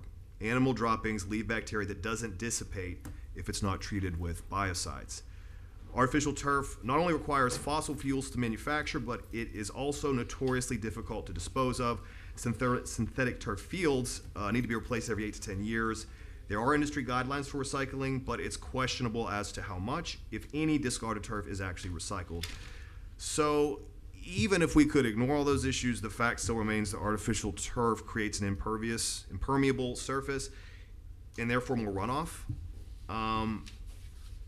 Frankly, I would like to prohibit it altogether. That's my point of view. That's my standpoint. But barring that, if that's not the will of my colleagues, if we're going to for sure bring this back, I'd like to have maybe some input, if it's not already in stuff that we're just not seeing yet, but I'd like to have input from our sustainability department as far as the environmental risks, and maybe also from our utilities department as far as impacts on water quality and runoff. So again, that's where I'm at on it. I'm strong in support of just prohibiting it citywide, but I would take direction as far as getting more analysis if this were to come back to us. So question real quick. I know people do it. So it's here. Yeah. And it's happening. So how are they doing that? And is it just because there's no permit required? Many times. Let me, if I can address Mr. Long. Yes, and please. Then I'm not necessarily going to serve you up on the no permit thing, but so I do want to say that this was a team effort, and it did go to Green Implementation Advisory Board, and the draft ordinances were circulated to sustainability as well for input. And we were kind of hoping they were going to tell us it was too hot. But no, they agreed with it. At any rate, so on page 7, just when we're bringing this back, we have materials and installation requirements, and I think we can actually talk a little bit more about this as well if this is not sufficient, because I think obviously you have some expertise in this area, Commissioner Long, but the artificial turf system shall be lead-free and use recycled or organic plant-derived materials and natural infill components, including but not limited to cork, coconut, corn husk, rice husk, and sand. The use of crumb rubber and other synthetic materials shall be prohibited in all applications except for sports fields. So, that's maybe something we should look at. Is that just for the backing, or is that for the blades of the artificial blades too? The system. Documentation must be provided that identifies all recyclable or natural components of the artificial turf system. So for system, we're including both, right? Yes. David. Yes. That would be the whole product. Okay. So there are products that basically do not meet with the PFAS quality and lead and all the other things that you find with these some of the products. Yes. Okay. During our research, we have found that there are multiple different products. Okay. Thank you. So we're trying. Sure. Yeah. I mean, so what you would do is put that into, if we were to go forward with anything, that would have to be part of the process. They would have to prove that they're not putting in any of the Bad stuff, only the stuff that basically would biodegrade. Right, and that's why we also have that an in-progress installation inspection is required, so that we can check it before it's gone on to be, plastic and hazardous and things like that. Now, that said, this goes back to your previous question, Mayor, which is how is it coming out of the ground right now? And I think it's fair to say a lot of the time it doesn't have a permit, and other times it's... Yeah, because the way our current LDR reads, it's not permittable. So there's no permit that can be given for it. So what we find is a lot of residents are doing it. Yeah, they just basically go out. So code enforcement is trying their best to try to identify properties and issue violations for work without a permit. But if we don't speak to it, how can you put a violation? And You can't put a violation against something that doesn't have anything in the policy that speaks to it. Well, it speaks to as far as a permit required for any work over $1,000. So it will fall under that. Gotcha. But it's not ideal. Yes, of course. It's easier to say you installed plastic grass and you were supposed to use, we Mayor? know the rules. I just wanted to chime in because I see Sam Metot sitting here, and Sam and I had a discussion about this today because I think you might recall that as part of our capital improvements, we are leaning towards putting artificial turf on the sports fields. And what he did tell me today was the school board, is it a mandate or a directive from the school board that within the next 10 years, they want their fields to be artificial turf. So, now technically they're not really subject to our rules, so there's that. But I know that it's part of our capital improvement project, or is it the Parks Bond? Yes. So I think you need to keep that in mind, and if there is a desire to prohibit this, then that has to also be a separate conversation. Okay. I believe the Vice Mayor has his hand up. Recognize you. Muted. Staff, I think you are on the right track, and I don't think it's something that should be prohibited citywide at all. I think there's definitely opportunities for use. One of the things that's in our Parks Bond is a very large covered field. You're not going to be able to grow real grass there. And I think if we had a conversation of what's best on that covered field, whether it's a organic artificial grass that of course meets all of our standards, or just doing a blacktop or some kind of concrete, I think we would come to the realization that this is a better option. So putting a lot of restrictions in place as far as the type of synthetic grass or artificial turf that can be installed, where it can be installed, how it can be installed, I think we're on the right track. But I do agree with tabling it. Or at least passing the first and giving us some time to really dig into it, have some meetings with staff, and just really make sure we're checking all the right boxes here. Thank you, Vice Mayor. Commissioner Burns, anything? No, Commissioner Franco? No? All right, so we had a motion to table. Motion to table and a second. That's fine. So that stands. Mhm. We good with that? Yes. Call the roll then. Mr. Long? Yes. Mr. Boylston? Yes. Ms. Burns? Yes. Mayor Petrolia? Yes. Mr. Frankel? Yes. All right, we are now at comments and inquiries. Mr. Moore, Nothing further at this time. Thank you. City Attorney. I do have one request. I am going to be requesting a shade meeting in our trademark litigation with the Old School Square Center for the Arts. As you may recall, the city initiated an opposition to their trademark, and we received a stay, but it's starting to run. And I haven't expended any funds in light of the direction from the commission. And so we are able to have a shade meeting on this matter because it is litigation. And so I was gonna suggest doing it on August 8th, because August 7th, I think I suggested. That's a Monday. Well, we have a IAFF executive session at 4. I only need 30 minutes. Yeah, So if we okay. can just do it right before. So I'm requesting a shade meeting pursuant to Florida Statute 286.011 in the matter of Old City of Delray Beach opposer versus Old School Square Center for the Arts applicant. Is a trademark application opposition, and the opposition number is 912-81889. In attendance would be Mayor Petrolia, Vice Mayor Boylston, Deputy Vice Mayor Long, Commissioner Frankel, Commissioner Burns, City Manager Terrence Moore, myself. outside counsel Ann Flanagan and a certified court reporter. I am requesting a 30-minute session to discuss litigation strategy, which would be held on August 7th at 3:30 p.m. So moved. Second. Call the roll, please. Sorry. Mr. Boylston? Yes. Ms. Burns? Yes. Mayor Petrolia? Yes. Mr. Frankel? Yes. Mr. Long? Yes. And that's all I have. Thank you. All right, very good. To the commission then, let's start with the vice mayor.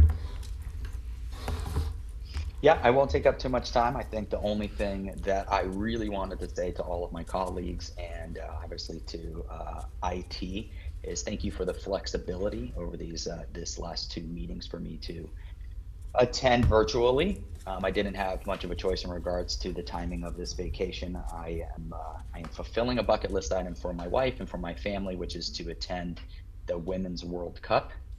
So I guess the only thing I have to say for that is go Team USA. It's all signed up. And thank you. And I look forward to being back in person at the next meeting. Very good. Well, the only person I think that enjoyed it more was Commissioner Frankel. I'm jealous. I'm jealous. Commissioner Burns, anything? Yes, I just wanted to make mention of an employee that I saw. I don't know his name. He was in truck number 7736. A gentleman on a walker was down on the ground, and I saw him get out of his truck, go and help the gentleman up, and help him get on his way. I think he works with sprinklers, but he was in a city truck number 7736. I just wanted to say that. It made me feel good to see a city worker doing that. Absolutely. And secondly, the set banners are back. I've heard from Laura Simon, DDA, and we are setting to have a little rededication ceremony on this Sunday at 4 p.m. at the Libby Wesley Park. Very nice. Thank you. That's it. Commissioner Thank Frankel. you. I'm jealous. I always wanted to go to a World Cup. So the closest I got to watch was Messi the other night on There you go. his debut. But bring him home, Brian. Have a great time. I know we talked about the beach earlier, and we talked about enforcement. One thing that I think, and I know I've talked to the chief and I brought up before, the hours. There has been individuals living on the beach. One has been relocated, but I think there's a new individual that I let the chief know today, so he was unaware. But I know as a commission, we talked about certain hours that the beach was closed, kind of like the pavilion, so just wanted to throw that out there to keep that in mind. Yeah. And the other thing is, Just really quick. Sure, please. The ordinance, there's 2 ordinances coming before you next meeting. One is related to the bridge closures, prohibiting them during special events, and the other one is the beach hours. So you'll see great. that. And I know Missy has posted signage at the beach, so that signage is already there. The ordinance is really just clarifying your intent. Great, thank you. Missy, it's funny, I parked in the Federspiel garage yesterday, and the elevator does work. You're right. I know Mr. Knight was very excited to see that. The other thing, we were talking about the budget, and I spoke to the city attorney about this. I wanted to bring back, to seek consensus, to have her do some research. I brought up the Airbnb thing a couple times. We have over 1,000 Airbnbs operating in the city. Call it low-hanging fruit every Yes. single year. And I was hoping, I proposed a $1,000 fee. There might be some room to negotiate or modify that, but it would be okay for Lynn and her office to look at that and find out what other cities are doing, because I think we need a dedicated code enforcement group. I think we need dedicated police officers just to look at this, and it should be funded by these businesses in single-family neighborhoods. Absolutely. So, would that be okay? Yes, absolutely, and I think it can be funded by just having to have the license to do it. Registration. Yep. Or registration, right. So yes, I had started working on it, and then I stopped because there was a bill up in Tallahassee Right. that was going to severely limit the Correct. registration fee, and it wouldn't have been productive for us to have that. And so it didn't pass, so I can start working on it. Okay. Wonderful. Great, thank you. Deputy Vice Mayor Long. All right, I got 2 quick things. Checking in regarding the Historic Buildings Maintenance Master Plan Workshop. That's a mouthful. That we are going to schedule that at some point to discuss that. Yes, we're in the next couple meetings or so, we'll be having an update about that. And if I may, Via the June 30th, 2023 information letter report, I did provide an update relative to work progress having been achieved regarding the historic campus. And part of that analysis included the agreement between the City of Delray Beach and the Delray Beach Historical Society. And one remaining question has to do, of course, with the parking lot. Yep, that's what I was gonna- Because the parking lot, we pursued that opportunity via state legislative appropriation. However, that was all vetoed. Many cities were impacted in that regard. And the letter of the agreement is such that the Historical Society is to maintain that. But speaking with individuals, there's some interest that we do what we possibly can to incorporate that in the upcoming capital improvement program. So with that, I'd like to hear any thoughts in that regard, and I may have an idea or two to proceed. Yeah, I just I visited the campus last week, and that parking lot really is a mess. It's full of potholes. The parking spaces are poorly laid out, and it turns into a pond when it rains. We've all seen those pictures at this point, I'm sure. I know this has been talked about quite a bit, but I do think it needs to be milled up and regraded and repainted at a minimum. And just given the amount of activity that our historical society is providing for the community at this campus, I think it behooves us to figure something out sooner than later. And I'd like to just get the ball rolling with discussing that again. I think that this is a city asset, and having a fully functional driveway and parking lot is crucial. Plus, it's a very visible area. It's kind of an eyesore right now. So I just want to get the ball rolling to see if we can, I'm not suggesting we necessarily pay for all of it, maybe part of it, maybe they raise money for part of it. I don't know what the answer is. I'd just like to see us get the ball rolling, and if we could move it along to get it in on this budget cycle, that'd be great. If I may, ladies and gentlemen, given the brief clarity I offered relative to the letter of the agreement, what their responsibilities are in that regard, what we can do, because Missy Barletto and I have spent time about this, on this, and given the work having been accomplished regarding the buildings and the campus, it is foremost in our minds. What we can potentially do is proceed with an updated estimate with respect to the work associated with getting the parking lot squared away, because there are a number of drainage issues and challenges. Yeah. With consensus from the City Commission, we can explore that possibility right away, and we can likewise offer an opportunity for an update to the upcoming capital improvement program to make that happen. So with the appropriate consensus from the body at this time, and again, I have to seek consensus in that regard given this public interest because of the letter of the agreement. It's such that they have that obligation. So if we can proceed that way, we can update you all in terms of what the financial impact would look like, and considerations regarding the upcoming capital improvement schedule can be made. You have consensus. Thank you. Consensus. Thank you. And one more thing, I'll make this quick. I have an interest in better understanding our relationship with our neighbor, the town of Highland Beach, in regards to our fire rescue service and the anticipated transition to begin in May of next year. So it's my interest just to get my colleagues' support to reach out to some of the new commissioners there. They have 3 new commissioners, as I understand it.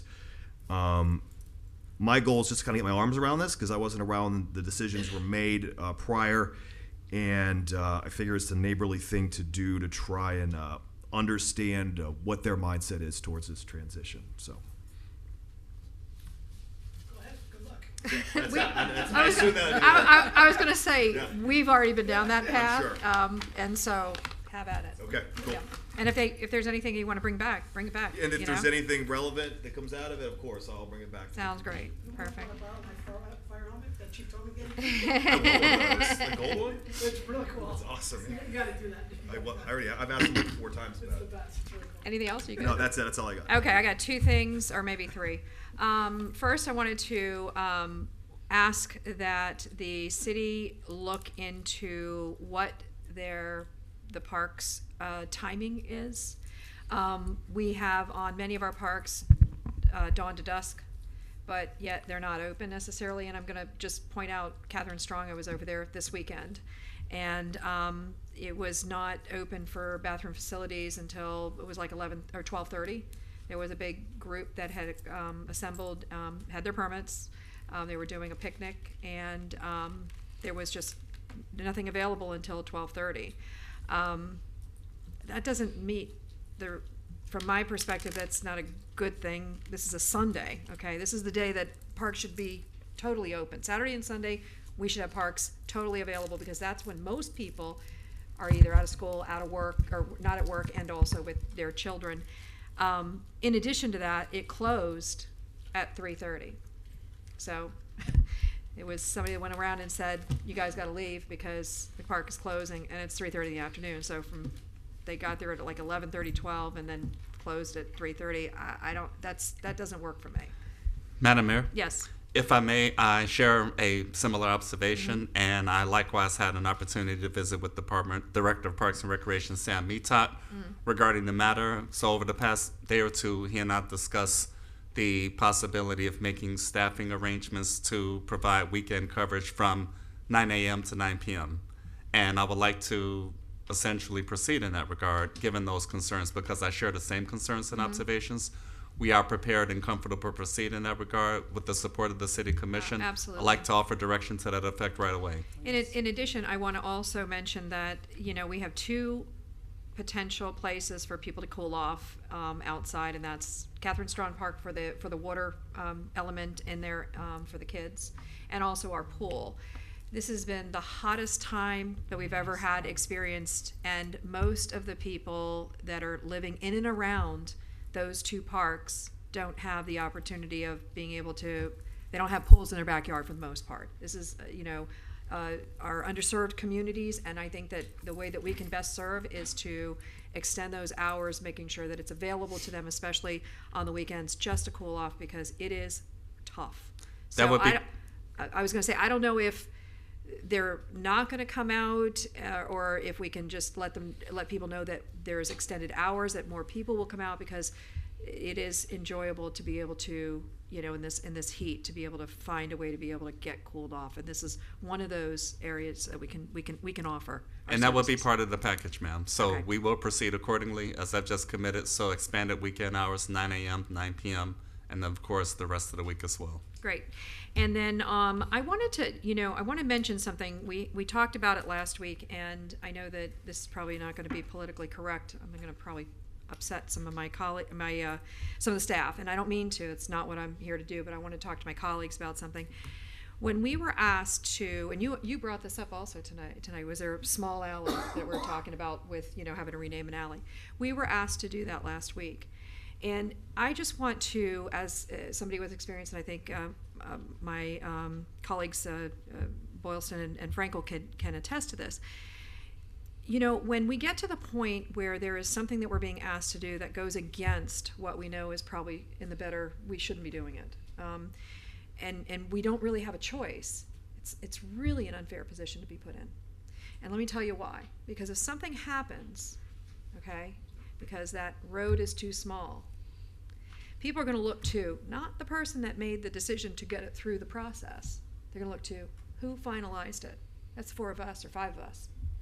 And I'm just giving that as a warning, because there has been several times, and I know that City Attorney Jelen said that this was one of those situations where it got through somehow, and they're changing things so that it doesn't happen again.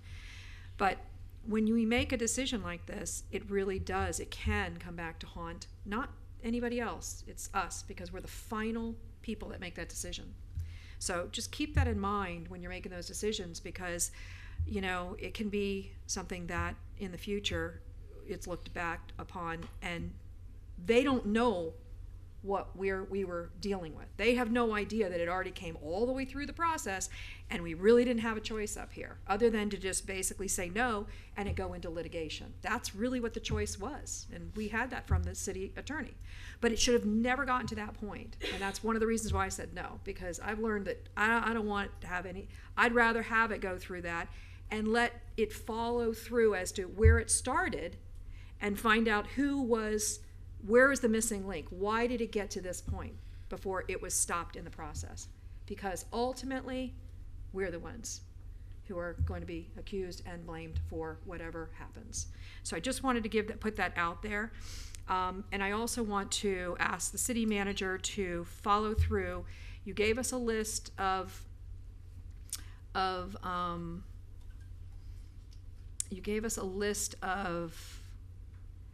all of the leased vehicles in the past. And what I noticed, there were only 2 on there that were large vehicles. And that was the 2 fire truck and an ambulance. And if I remember correctly. The lease purchase discussion we Correct. committed last week, and that And was if I provided. remember correctly, those were the 2 trucks that were leased by Highland Beach. So we do not have a history, as you said last week, of leasing large fleet vehicles. We do not have a history of doing that. That is kicking the can down the road. That is having additional lease expenses that this city's taxpayers are going to have to pick up. We have never done that before, and I dare say we should not be starting that now, because that is only going to push down the road the cost of these big vehicles that is going to be borne by the taxpayers. And there's a reason that we don't do it. It's because it's cheaper to buy it. And when we're making the kind of money that we're making and we're bringing in, we should not be looking at that as a new policy. I'm going to be honest with you. I won't agree to it, and I'll say no to the whole thing because of that, because I think that it will change the way that we are utilizing the taxpayer dollars, and it'll free up a lot of money on the front end that won't necessarily be going to the things that are most important, which are those vehicles. And we've always purchased them outright in the past. So I just want to make sure that that was pointed out. The only thing I saw on there that was leased, and understandably so, golf carts. That was on the list. Golf carts, that's normal. That's a normal lease, but not big, huge vehicles. We buy those. That's it. All right. Have a good one. Good Anything night. else? All right. Have a good night.